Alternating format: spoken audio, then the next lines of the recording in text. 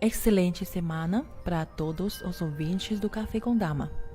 Sou Monja Miao Yo, do Templo Zulai, Monastério Fo Guangshan, Montanha Luz de Buda. Hoje é dia 22 de março de 2021. Hoje vamos refletir sobre o tema Vencendo o Medo. Medo, uma palavra simples, mas pesada demais. Muitas pessoas perdem a tranquilidade, oportunidades e até a chance de desfrutar a felicidade submetendo-se a ele, assustado com esta sombra.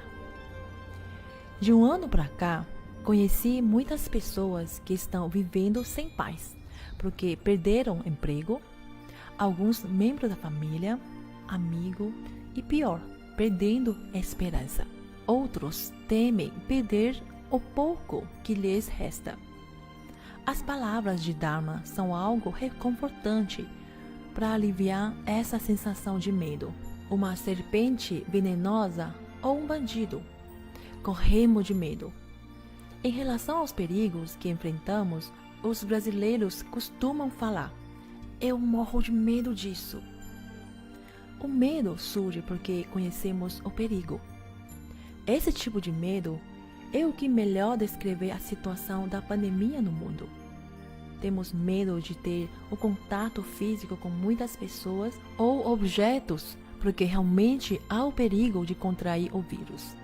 Infelizmente, existem pessoas que ainda não obedecem à determinação de usar as máscaras e álcool, além de manter o distanciamento social. Às vezes eu penso que é melhor ter esse medo do que ser desleixado diante de uma situação perigosa. Afastar-se desse tipo de perigo é uma manifestação de amor próprio. Quem cuida de si evita se lamentar no futuro. Segundo, o medo aparece quando não se está preparado para uma determinada situação. A palavra medo, em chinês, é composta por duas partes. Um radical mente e o ideograma branco, quer dizer, sentirá medo quando a mente deu branco.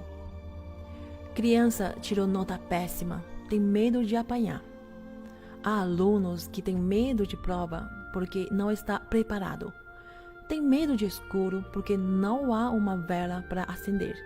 Tem medo de falar em público porque falta experiência. Quando analisamos profundamente, temos medo das coisas porque, para a maioria delas, não nos sentimos preparados. Se nesse momento a pandemia nos acuar, então começaremos a nos preocupar com o futuro. Quando tudo isso passar, e vai passar mesmo, o que faremos? A palavra-chave para vencer esse tipo de medo é se preparar para enfrentar as circunstâncias. Terceiro, o medo surge perante imprevistos. Esse tipo de medo nos pega de surpresa. Por exemplo, o investimento. Todos querem ganhar, mas nunca sabemos o resultado de antemão.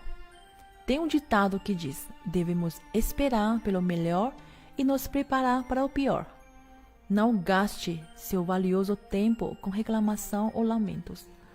Lembra quando falei sobre a impermanência? Imprevisto não é algo feio, mas é fonte de esperança. O venerável Mestre Xing Yun diz: não tenha medo de momentos difíceis, transcenda-os. O sábio vê momentos difíceis como fonte de oportunidades, e o insensato vê como obstáculos e impedimentos. Quarto, o medo brota quando não temos a fé correta e o conhecimento correto.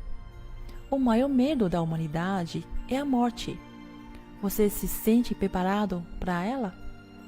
Caso você tenha uma religião que te oriente sobre a vida e a morte de uma forma alentadora, possivelmente você vai encarar a morte com muita tranquilidade e fé.